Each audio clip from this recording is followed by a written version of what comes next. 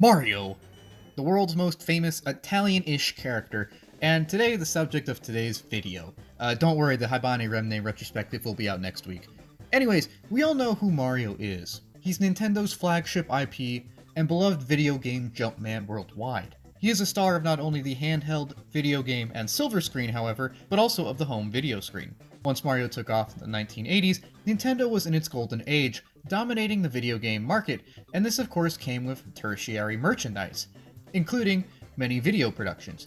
Many of these spin-off productions are relatively well known, whether it be the Super Mario Super Show, various other animated productions that were later adapted into English, and of course the latest Super Mario movie. But what if I told you that there was a Mario movie before the Chris Pratt one? No, not the one with Bob Hopkins. Even before that. You see, Mario is no stranger to OVAs, and having been around in the heyday of the medium, it was inevitable that he get his own, and in fact there are even several that we're not going to talk about today.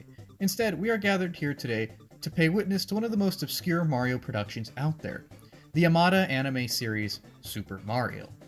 Now this is a collection of 3 short standalone stories animated by Studio Junio, who ironically did cutscenes for Sonic CD, and which aired in 1989. Each of these 3 stories is based off of a pre-existing fairy tale, and 2 of them are Japanese fairy tales, Momotaro and Ishonboshi, and one is European, German-ish I think, Snow White. Each of these standalone features stars the mustachioed man himself, and is a unique little adaptation of it. None of them are very long, and they're just simple adaptations of these tales with a few interesting Mario-themed quirks, and what I'm assuming to be a semi to fully automatic firearm. We'll start by quickly looking at each story by itself, and then looking at the production as a whole. Starting with the first of these, we have Mario Momotaro, a telling of the Japanese folktale of Peach Boy, starring Mario Boy.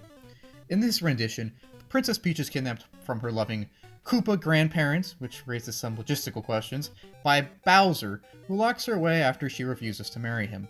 The 2 old Koopas are unable to get over their loss, until one day a giant peach descends from the heavens and bestows upon them a mustachioed child to replace their daughter.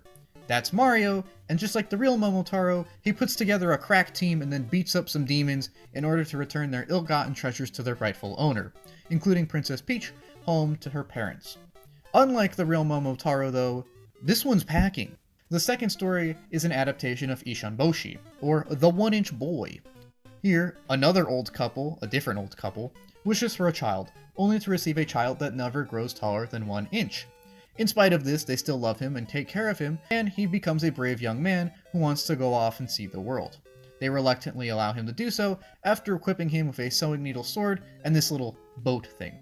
Now Ishonboshi Mario gets lost in a storm, but is rescued by Princess Peach, who, in turn, he rescues by inflicting permanent damage to the stomach lining of one Koopa King. The evil king runs away and drops a magic hammer, which finally lets Mario achieve the dream height of 5'1". Finally, we get to the Snow White adaptation, which I couldn't find, so sorry, I can't really comment on this one, though I'm assuming it's a relatively close adaptation of a familiar story, replacing a few characters with Toads, Peach, and Mario. In fact, these are all kind of hard things to come by, but for some reason the Snow White tale seems to be the rarest. And this gets us to my notes on the production as a whole. First off, I want to apologize for the video quality, but I could only find VHS rips of this, some of which without even subtitles, so I have to work with what I can get. Second off, I want to state that these are all based off of common folktales, and the very nature of folktales ensures that there's a lot of local variants, so there's no single defined version of the source material. All that can be really sought here is a general telling of a shared outline, and that's definitely delivered here in this case. I was familiar with both Momotaro and Ishonboshi before watching these, and even without subtitles, it's obvious that these are what these are, just with Mario. It's really quaint, and for that matter, so is the animation. Maybe. Kind of. Not really. Yeah, calling these things OVAs is generous when it comes to the animation component, as movement here isn't that prevalent? Like, the stuff that is here is fine, even if it does look a decade older than it really is, but there isn't a lot of stuff here at all. This obviously wasn't the biggest budget production, and a lot of stills are used, and there's a lot of characters that just kind of slide around, and some characters have even mastered the art of talking without moving their mouths.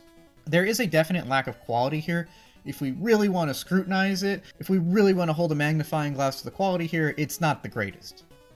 But should we really do this? Yeah, it's not the most refined work, but it's not intended to be. This is just a cute little tie-in production fusing existing stories and IPs to entertain children for a nice hour or so. I don't really care that the production here is not great, because that's not really the appeal here. The appeal here is the novelty of seeing Mario cast as Peach Boy, or the 1-inch Boy, or Gun Boy. I don't really think the intention here was to make the best thing ever, but just a cute little thing for the youth of the world to ponder, and just a cute little thing to put on a VHS shelf for a slow night. And for that, it's good enough!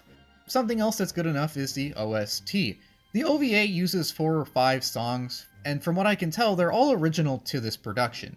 I note this because by this point in time, Koji Kondo had already amassed quite a few compositions of some of the most Plumber's famous musical pieces, and I heard none of them here, which is fine. I like the standalone quality of the music. It gives a unique element to this thing that is mostly consisting of existing properties. Instead here we get a nice few appropriate pieces and a bootleg version of Baba O'Riley by The Who. This song is also known as Teenage Wasteland, and although you may not be able to recognize it just from the name, if you've heard it before and you hear the chords of one of the songs here, you'll definitely know what song I'm talking about. As there's a song, I don't know the name of it, where the influences of Baba O'Riley is borderline infringement. I'm pretty sure they just changed the keyboard instrumentation and moved it down maybe a half step. It's definitely Baba O'Riley inspired though. And I think that's funny. Anyways, this is a series of OVAs using existing plots and existing characters to create a somewhat interesting and definitely obscure final product. The nature of this production means that there's not really going to be a lot of original stuff to comment on here. And when we really think about it, it's obvious that a lot of the work was already done for the production staff. I mean, they're using pre-existing plots, and they're using characters that we're all familiar with, and they're just telling it in a Mario visual medium. But I like that, and I still think that makes it a fascinating work of near-lost media.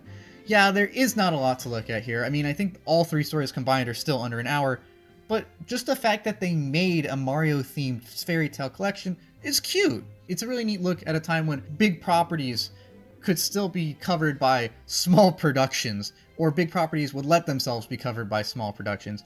And it's a quaint little telling. It's a quaint little series of stories, and I think that the cute little Mario quirks here and there throughout the production do make it feel like a unique take on these stories. It is obvious that there was some thought put into it, and it is appropriately Mario. I do like a lot of the visuals, and it is cool seeing these well-known characters inside of unfamiliar settings. And that makes for a fascinating OVA. Again, objectively, it's not great. It looks like 1970s stuff from 1989, but the point here is not the quality. The point here is that it's Mario doing new things, and for that reason, it is a fascinating Mario-adjacent, obscure anime memory.